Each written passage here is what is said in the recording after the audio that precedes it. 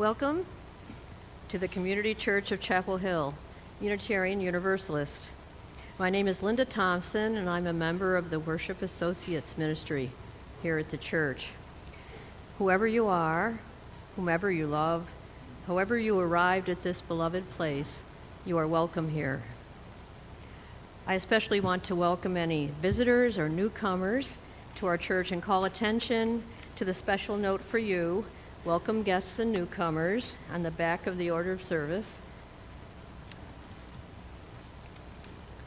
And we are also pleased to welcome those of you who are joining us online this morning. Here are a few things to keep in mind. We are masking inside on Sunday mornings.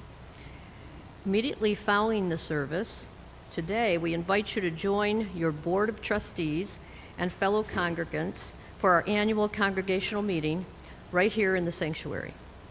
Sunday small group social will return next week. Finally, if you've not done so already, it'd be a good time to silence any cell phones so that we may maintain a worshipful experience.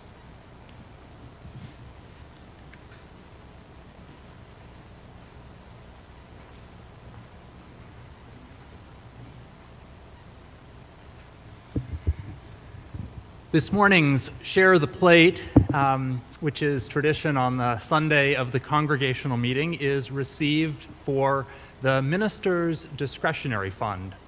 The Minister's Discretionary Fund is a fund that our church holds whose purpose is to help out those in our congregation and in our community who are experiencing financial difficulty. This fund has helped our members to pay rent on their apartments, to fund prescription drugs, to be able to afford travel to a family memorial service far away, or to help send children to summer camp. It is one of the ways that we are a caring community, supporting each other. If you ever find yourself in a place where some financial assistance would be welcomed, all you need to do is contact me, and it is wonderful how generous we are able to be helping those in our congregation. And if you find yourself in a place where you are able to contribute, the time to do so is this morning during our offering when our generosity is received. Once again, this morning is a Share the Plate for the Minister's Discretionary Fund, and during the offertory, I invite you to be generous. Let's begin our worship service by singing together. Our opening hymn is number 1024, When the Spirit Says Do, and I invite you to rise in body or in spirit and join in singing.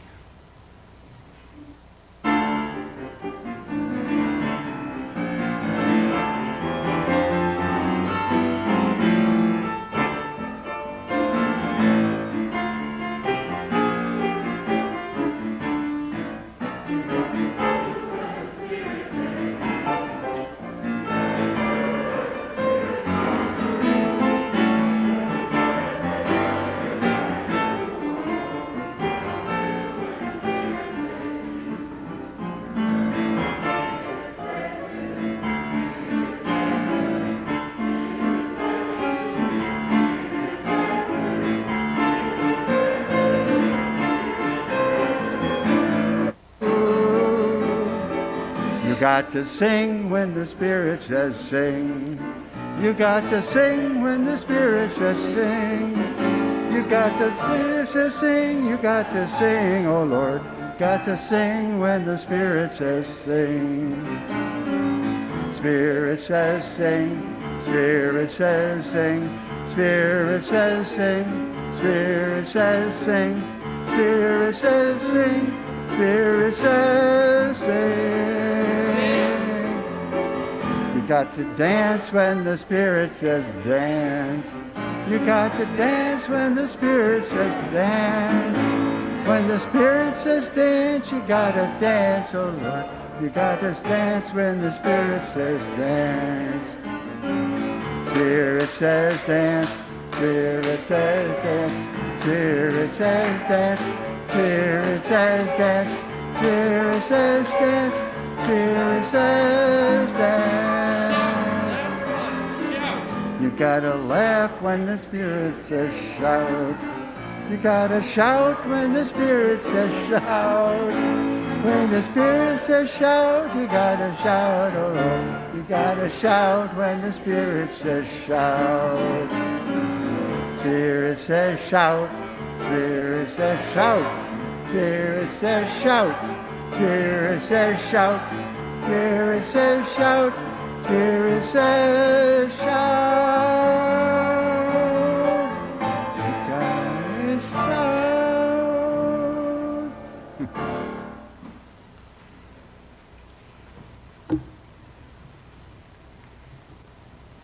Shout, yeah.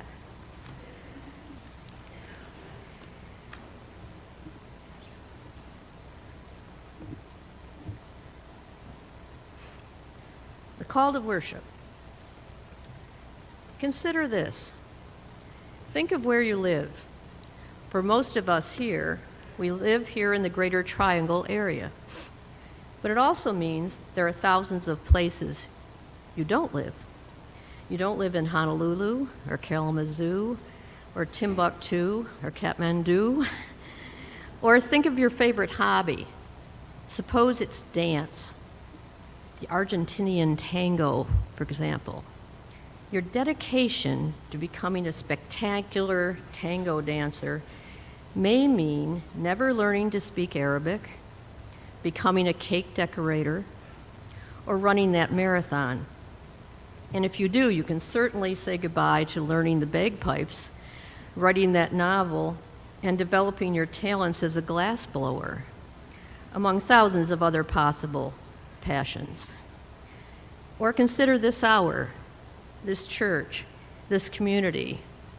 To grow in the depth of your faith, to grow in the depth of your connection with a particular community, to grow in intimacy with a people, means that it would be impossible to have a deep practice in every spiritual tradition in a community. To my knowledge, there are no Catholic, Baptist, Reform and Orthodox Jewish, Sufi Muslim, Mahayana, Theravada, Zen Buddhist, Taoist, Shinto, ethical culture, Unitarian Universalists. So come, let us say yes to life, even if every yes contains 1,000 no's. Come, let us worship together. As Thom lights our chalice, I invite you to join me in reading the chalice lighting words. The words are written by Theodore Parker, and they're in the order of service.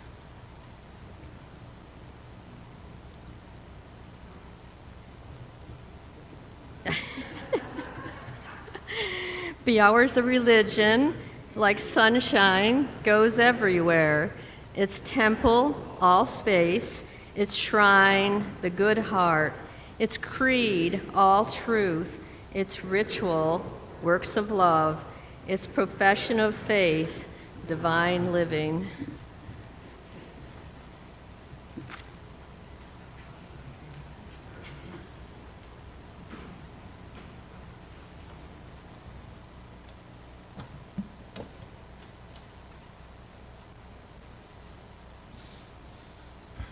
A few years ago, the choir as a gift gave me a book of this Bob Dylan, the lyrics book, and I think you showed it in like a virtual video in those days. But whenever I'm kind of stuck for a song, I always kind of refer to it and usually find something appropriate. So, and every once in a while, I'll actually do it myself. So this is a Bob Dylan song called "A Simple Twist of Fate."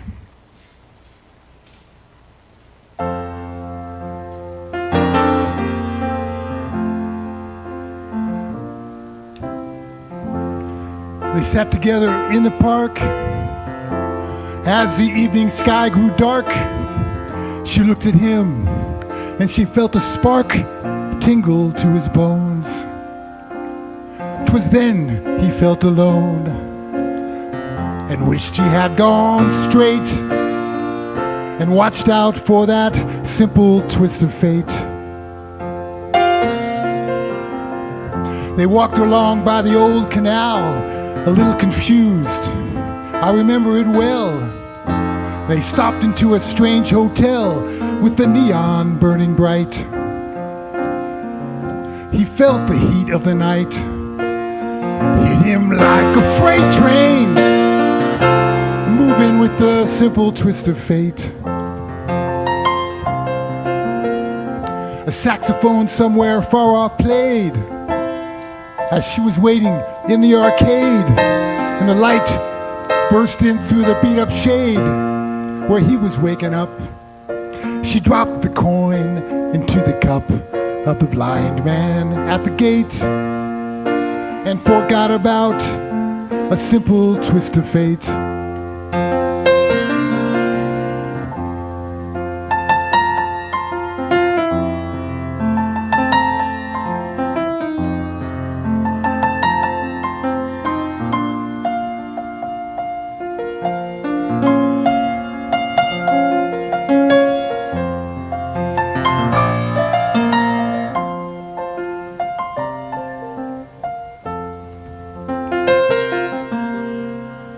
He woke up and the room was bare. He couldn't see her anywhere. He told himself he didn't care and pushed the window open wide. He felt an emptiness inside to which he could not relate. It was brought on by a simple twist of fate.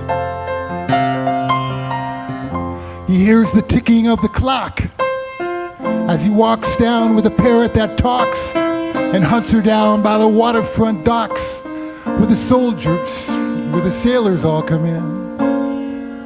Maybe she'll pick him out again. How long must he wait once more for that simple twist of fate? People tell me it's a sin to know and feel too much within. But I believe she was my twin, but I lost the ring. She was born in spring, but I was born too late. Blame it on that simple twist of fate.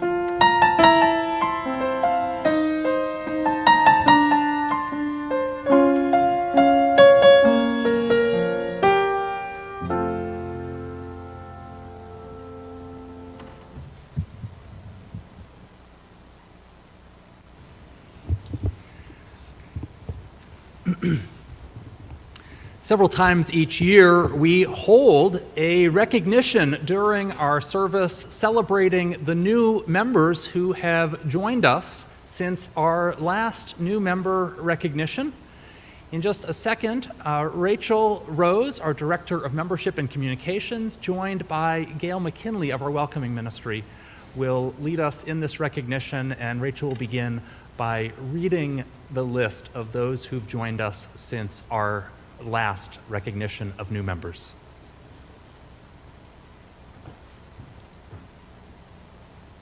Jeannie Jansen, Leslie Castle, Keith Sawyer.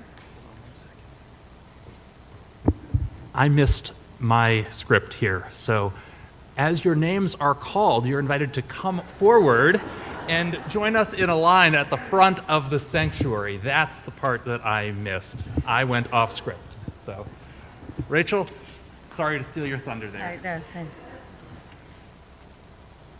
All righty. Let's start over. Jeannie Jansen, Leslie Castle, Keith Sawyer, Jane Mellon, Franz Verhagen, Levi Putnam, Avis Lavender, Bert Johnson, Carol Johnson, Mary Ellen Adams, Mickey Reed, Bonnie Favorite, and Gerald Bonner.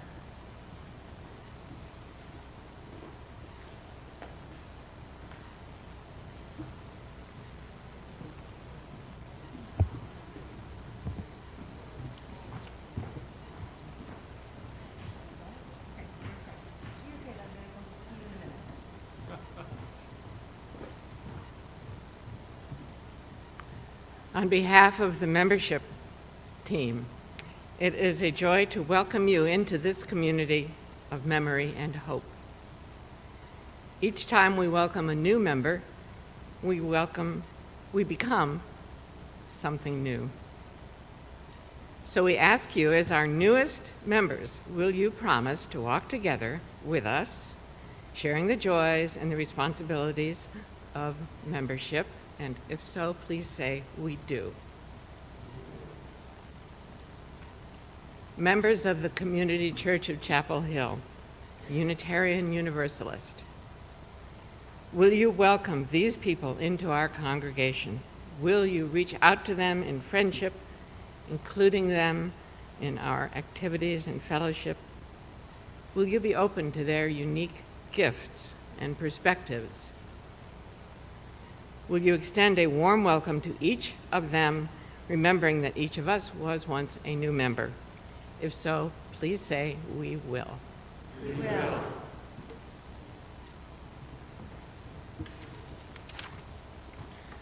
Becoming a member of this church is an important step, but it's only a first step.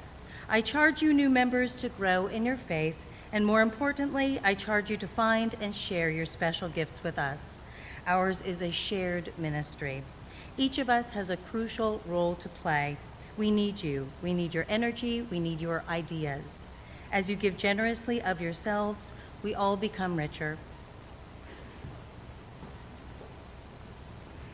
Now what's going to happen is that Rachel is going to move down the line, presenting each of you with a chalice pin that you can select. And there are two. There's the red and white one, and then there is the rainbow one, and it's your choice which one. Gail is going to follow you, offering an enthusiastic handshake, and then I will follow, offering the same. And then at the end, we are all going to applaud for you. So.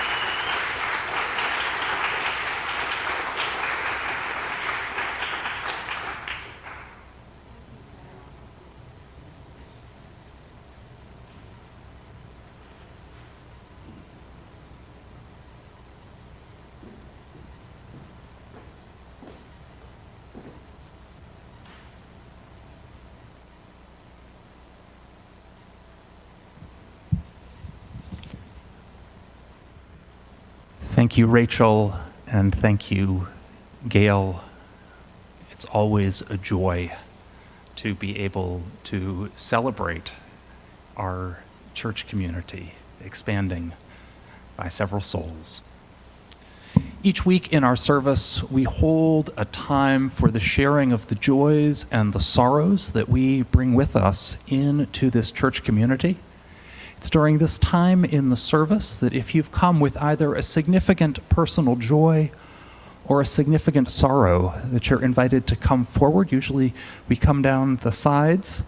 Come forward, place a stone in the bowl, and share in a few words, a sentence or two, your joy or your sorrow. Let us enter into this time of tenderness and trust.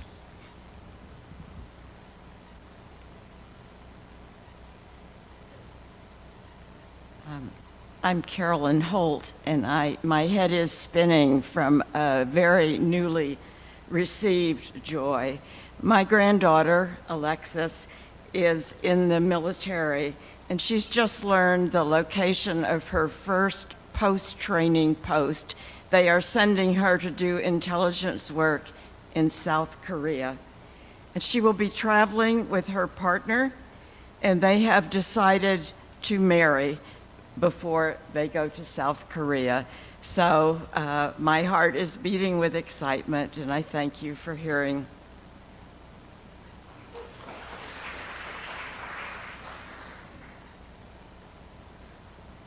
Hi, my name is Melisande Timblin, and I've been a frequent visitor to this community and really appreciate your space.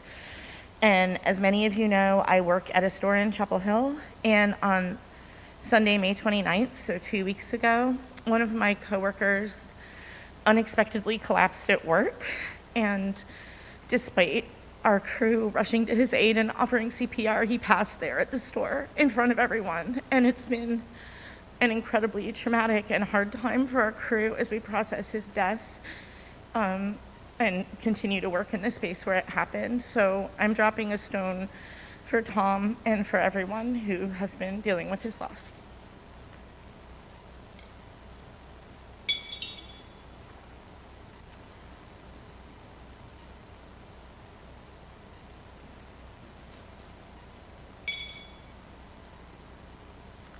Hi, I'm Pam Webb, and I shared a couple of weeks ago that my dad was not doing well, and he passed on June 1st.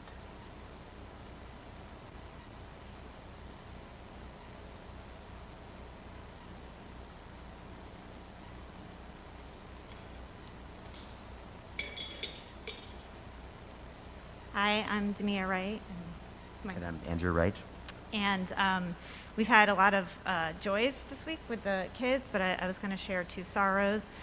I put 3 stones in, one for each. And one is we had a visit from a friend this week and heard about just their ongoing ups and downs with their husband's alcoholism. And it's just so hard to hear them go through that. And I think just a general, keeping everyone in our thoughts who is struggling with addiction out there. And the other one is I got a call from my cousin, and it turns out her sister, my cousin that I adore, is fighting pancreatic cancer, which I know from some of you here is really rough, but it was caught early. So, just if you could say a few positive energy and prayers for Diane Stadina. Thank you.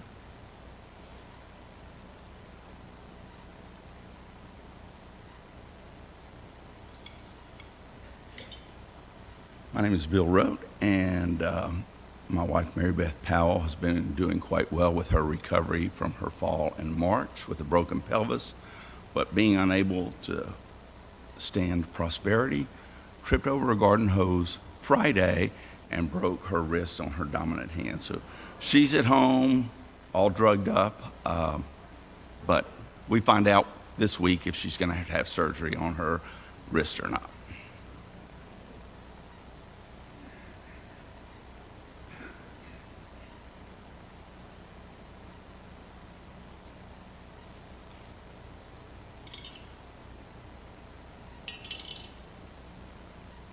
LaDonna and Harrison. Hey guys.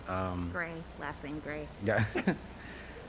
We have 2 joys to share. One, our 2 youngest are back from Virginia, and they're ready. You're getting ready for the school year. Sebastian's going into kindergarten, and Anastasia to preschool. And tomorrow, our second joy is tomorrow. Me and her are getting married. Thank you. And that's it.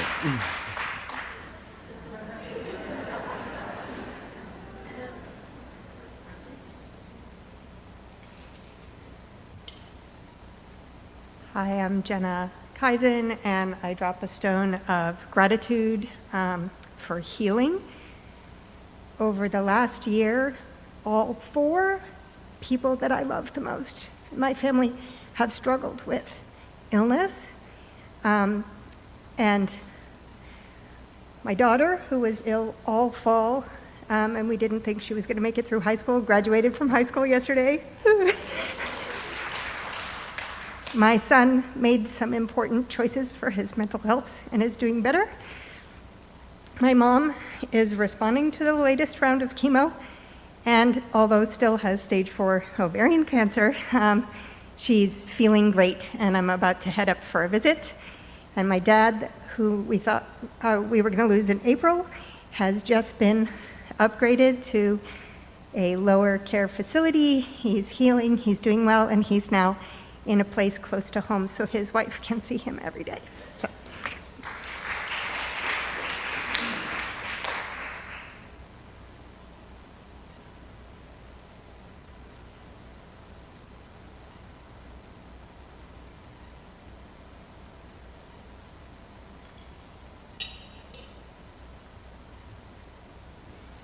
My name is Jenny Jensen, and I had the privilege of having my niece and her family of 5 visit for 2 nights for the first time in 10 years.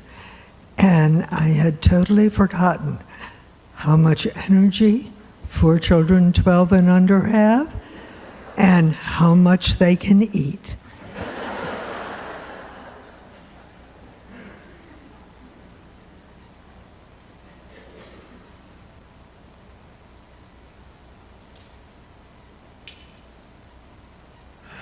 I'm John Listina, and I just want, because I know there's a lot of UNC alums here, to let you know that there is a famous economist at UNC by the name of Art Beneby, much beloved, renowned scholar, book writer, just passed, and they had a memorial service for him yesterday, and it's just amazing how many people said he just changed their lives.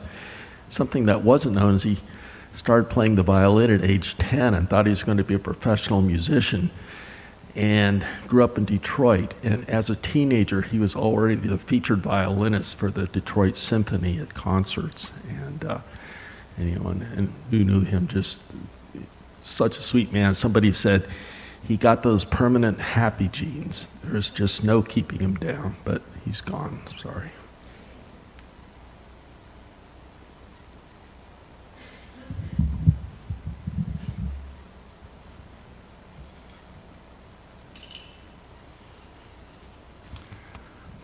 A final stone is placed for all the joys and the sorrows that we hold in our hearts that were not spoken this morning. Won't you join with me in a few moments of meditation and prayer? Spirit of life, source of our being and our becoming, we hold the joys and the sorrows of this community in our hearts. We think of those struggling with illness, recovering from injury,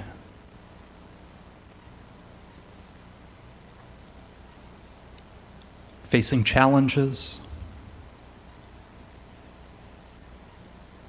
of loss, of grief, of illness or addiction.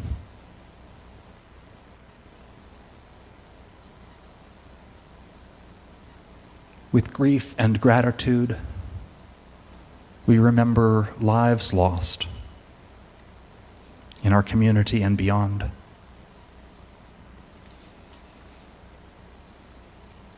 And with these sorrows and burdens, we hold as well the hope and the celebration, the wonder of family gatherings,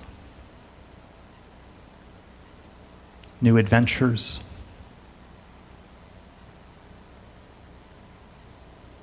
relationships blessed and lives joined.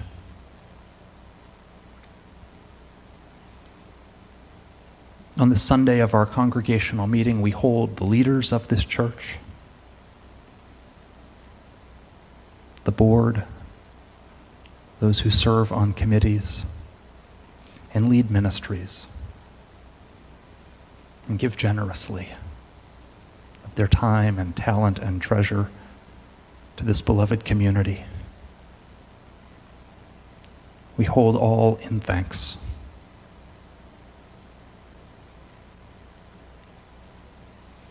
Let us hold a moment of silence, mingling our prayers, our grief, and our joy together, connecting them with the infinite wonder of this world. Won't you be still with me for a few moments?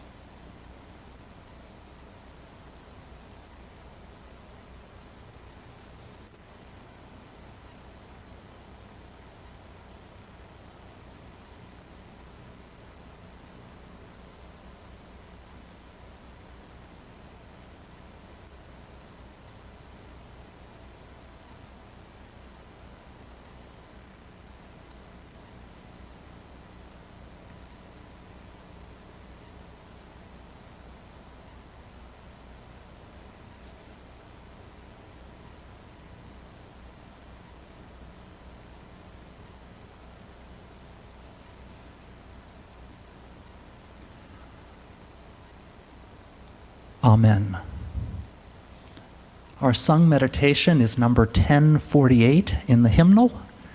It is Ubi Caritas. It's in Latin, and the translation is, wherever there is caring and love, there God is.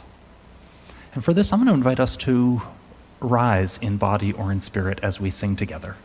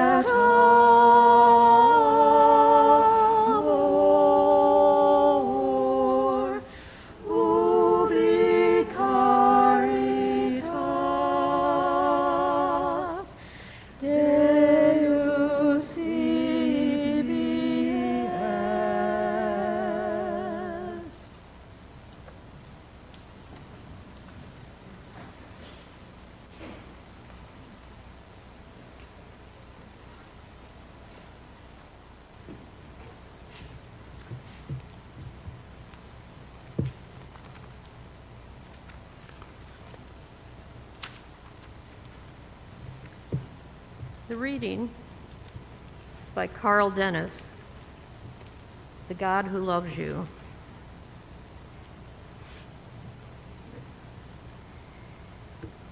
It must be troubling for the God who loves you to ponder how much happier you'd be today had you been able to glimpse your many futures. It must be painful for God to watch you on Friday evenings, driving home from the office, content with your week, 3 fine houses sold to deserving families, knowing as he does exactly what would have happened had you gone to your second choice for college, knowing the roommate you'd have been allotted, whose ardent opinions on painting and music would have kindled in you a lifelong passion, a life 30 points above the life you're living on any scale of satisfaction. And every point a thorn in the side of the God who loves you. You don't want that. A large-souled man like you who tries to withhold from your wife the day's disappointments so she can save her empathy for the children. And would you want this God to compare your wife with a woman you were destined to meet on the other campus? It hurts you to think of him ranking the conversation. You'd have enjoyed over there higher in insight than the conversation you're used to. And think how this loving God would feel, knowing that the man next in line for your wife would have pleased her more than you ever will, even on your best day when you really try. Can you sleep at night believing a God like that? You're spared by a God like that is pacing his cloudy bedroom, harassed by alternatives. You're spared by ignorance. The difference between what is and what it could have been will remain alive for him even after you cease existing, after you catch a chill running out in the snow for the morning paper, losing 11 years that the God who loves you will feel compelled to imagine scene by scene, unless you come to the rescue by imagining God no wiser than you are, no God at all, only a friend, no closer than the actual friend you made at college, the one you haven't written for months. Sit down tonight and write him about the life you can talk about, with a claim to authority, the life you've witnessed, which for all you know is a life you've chosen. Freely have we received gifts that minister to our needs of body and spirit. Gladly we bring to our church and its wide concerns a portion of this bounty. Please note that you can use the QR code on the back of the order of service to make a donation. And for those of you who are watching online and wish to contribute, please go to the church website. We will now receive the morning offering for the minister's discretionary fund.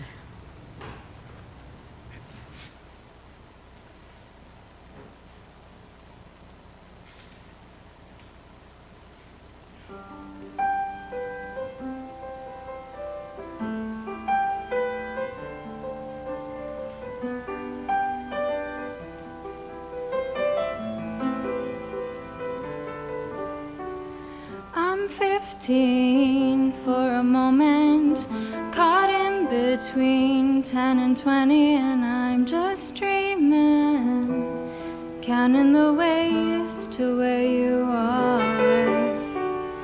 I'm 22 for a moment, and she feels better than ever, and we're on fire, making our way back from Mars. 15, there's still time for you, time to buy and time to lose. 15, there's never a wish better than this, when you've only got 100 years to live.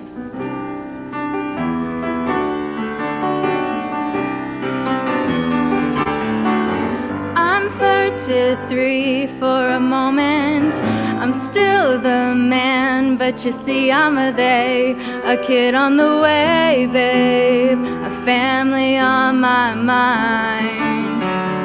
I'm 45 for a moment, the sea is high and I'm heading into a crisis, chasing the years of my life. 15, there's still time for you, time to buy and time to lose yourself within a morning star. 15, I'm alright with you. 15, there's never a wish better than this, when you've only got 100 years to live. Half time goes by, suddenly you're wise, another blink of an eye, 67 is gone, the sun is getting high, we're moving on.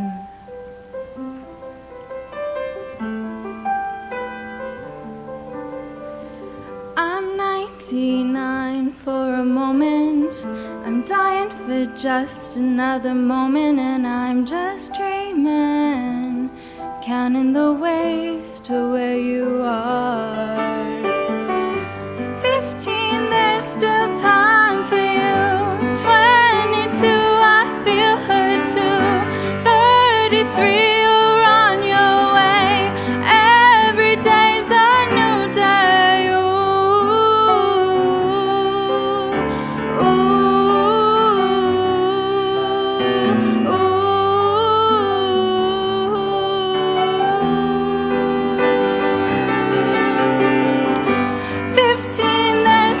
Time for you, time to buy and time to choose. Hey, 15, there's never a wish better than this. When you've only got 100 years to live.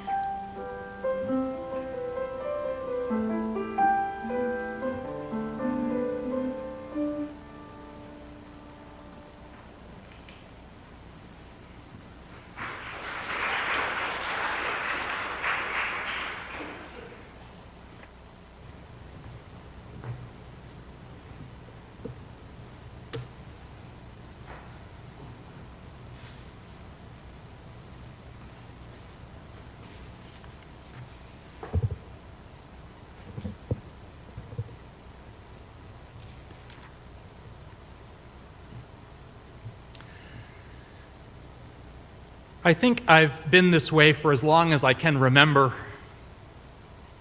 What I mean is this. When I was a kid, my family spent summer vacations camping in national parks. It was a lucky way to grow up. One year, we went to Yosemite National Park, and before we left, I managed to pick up a large map of all the hiking trails in Yosemite. And studying this map closely as we drove away, I discovered that Yosemite contains 750 miles of hiking trails, and that my family had in fact hiked less than 1% of those. We had experienced not even 1% of the park. Which is not to say that it wasn't wonderful and that I wasn't fortunate and that I am not grateful. But another part of me wanted to experience more. A part of me yearned to know what I had missed. Wanted to feel that 99%. I guess I'm talking this morning about how to balance gratitude with desire. How to balance satisfaction with longing.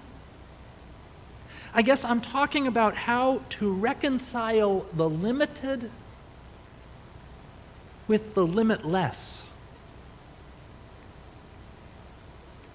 To be human is to be a finite being in a universe that is, for all intents and purposes, infinite.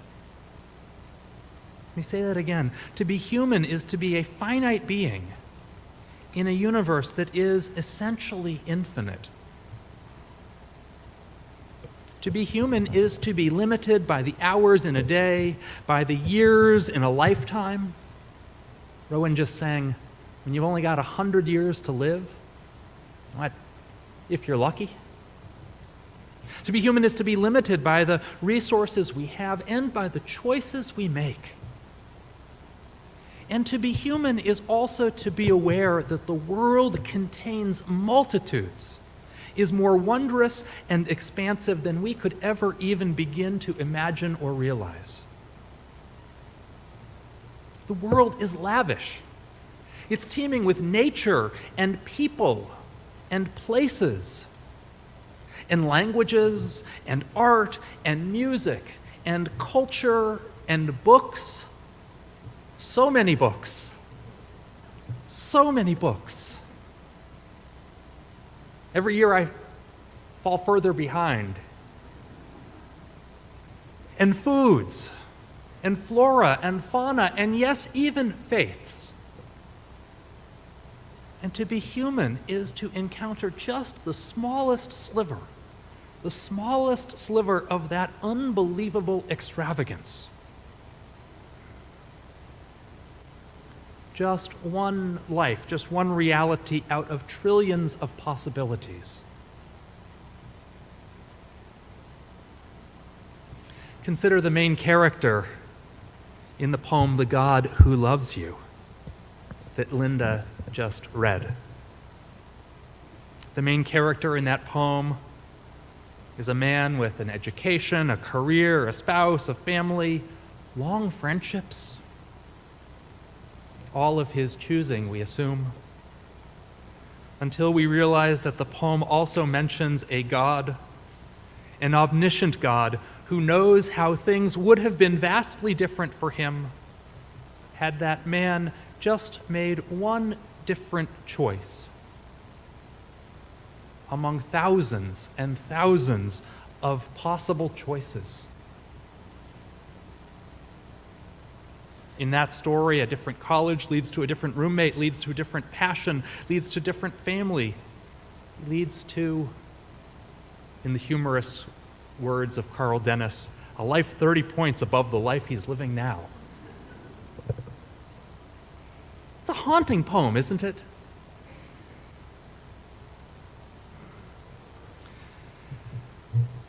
I recently read a novel that I quite enjoyed. Written by Michelle Hunovan, the novel, believe it or not, is about a Unitarian Universalist church's search committee searching for their next minister. This novel really exists. It's been reviewed in the major publications. It was published 6 weeks ago. And there's a line in the book that struck me. When I read that line, I had to put a big crease in the page. The main character in the book, a member of that search committee, speaks this line. She says, "It's always a little letdown when the endless field of possibility narrows down to a few actual choices." It's always a little letdown when the endless field of possibility narrows down to a few actual choices. Another author, David Foster Wallace, said the exact same thing in many, many more words. When he wrote, I love this quote, "I am now 33 years old," David Foster Wallace writes, "and it feels like much time has passed and is passing faster and faster every day. Day to day, I have to make all sorts of choices about what is good and important and fun, and then I have to live with the forfeiture of all the other options those choices foreclose. And I'm starting to see how as time gains momentum, my choices will narrow and their foreclosures multiply exponentially until I arrive at some point on some branch of all of life's sumptuous branching complexity, at which I am finally locked in and stuck on one path, and time speeds me through stages of stasis and atrophy and decay until I go down for the third time, all struggle for naught, drowned by time. It is dreadful. But since it is my own choices that'll lock me in, it seems unavoidable.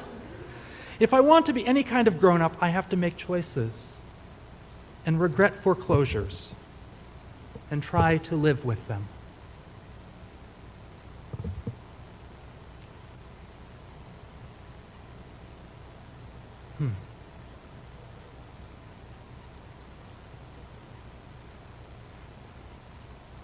How does this concept play in your life or in our larger world?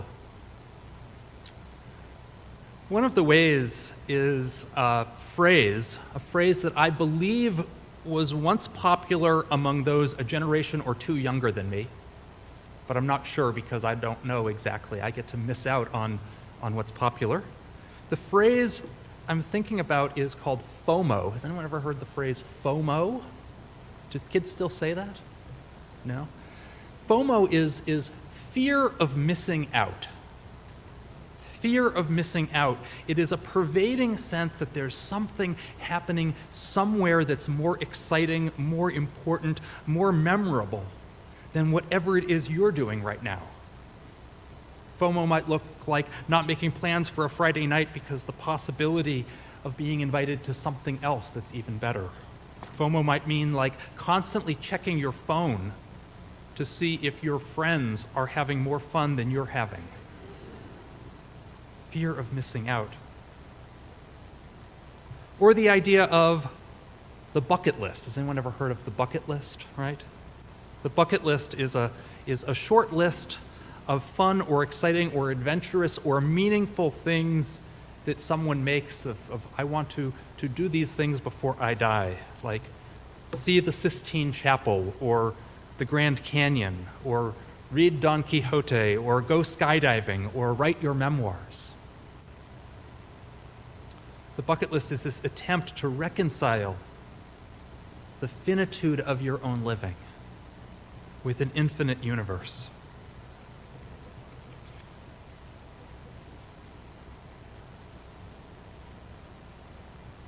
And then I think of another poet, Mary Oliver, who asks in her poem, The Summer Day, "Tell me what it is you plan to do with your one wild and precious life." You know that poem, right? Tell me what it is you plan to do with your one wild and precious life. And here's how Mary Oliver answers this question.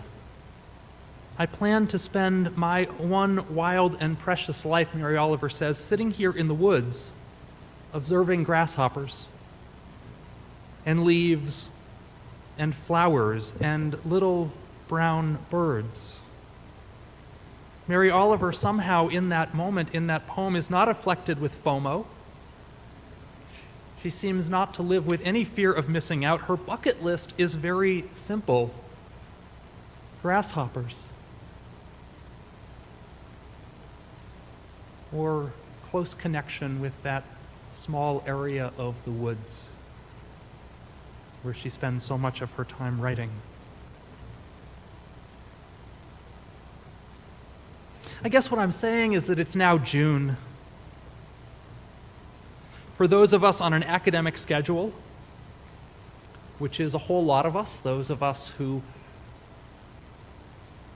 have kids in school, those of us who are in school, those of us who teach, those of us who are in church, June means the end of the year, the end of the school year, the end of the academic year, the end of the church year.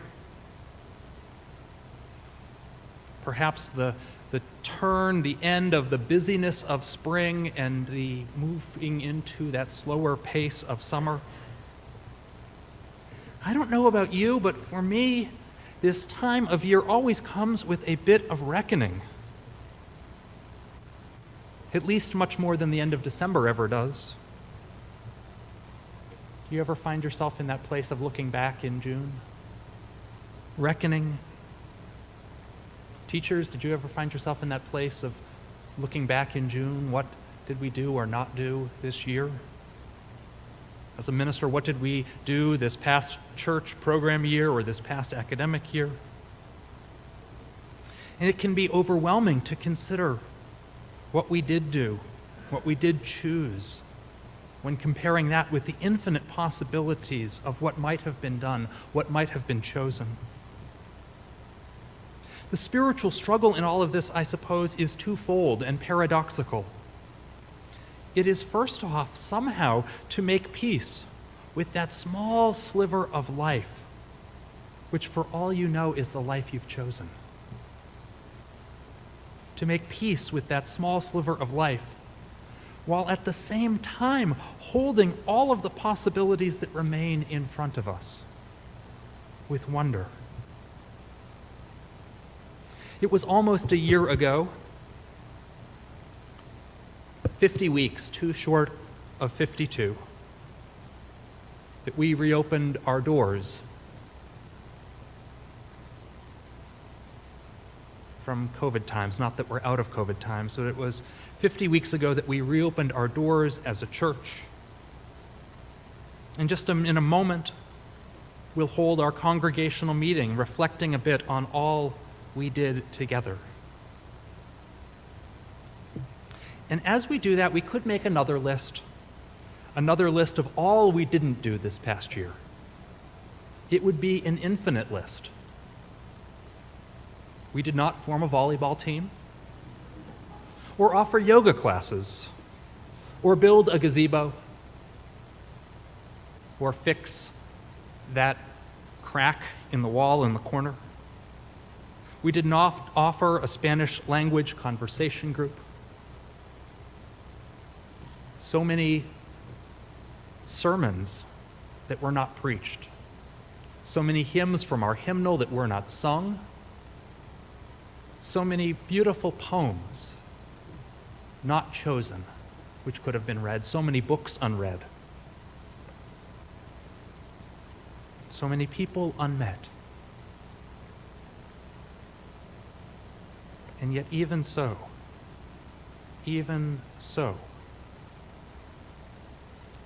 the challenge is to live with the other,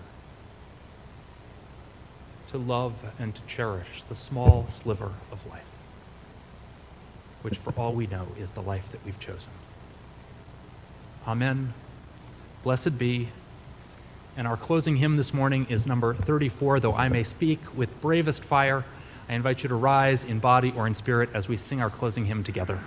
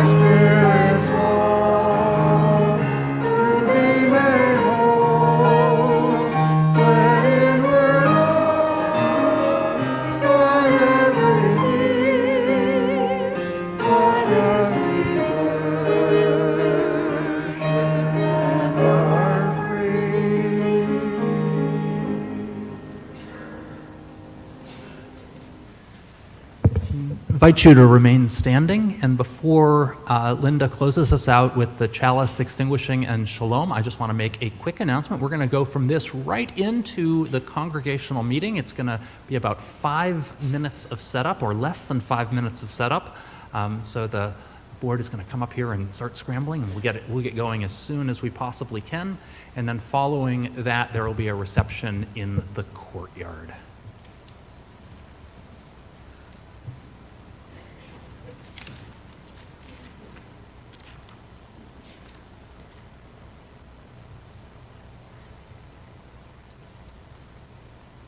As Thom extinguishes the chalice, I invite you to join me in reading the words. You'll find the words in the order of service.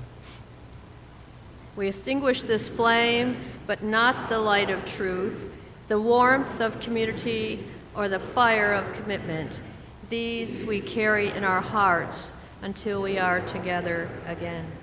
Please keep standing in body or spirit as we close with our song Shalom. If you wish to join hands with others, hold your hands to the side. If not, cross your hands over your heart.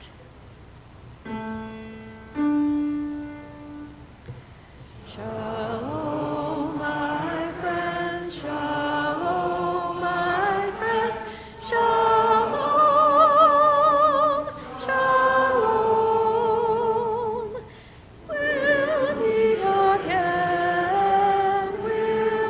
again, shalom.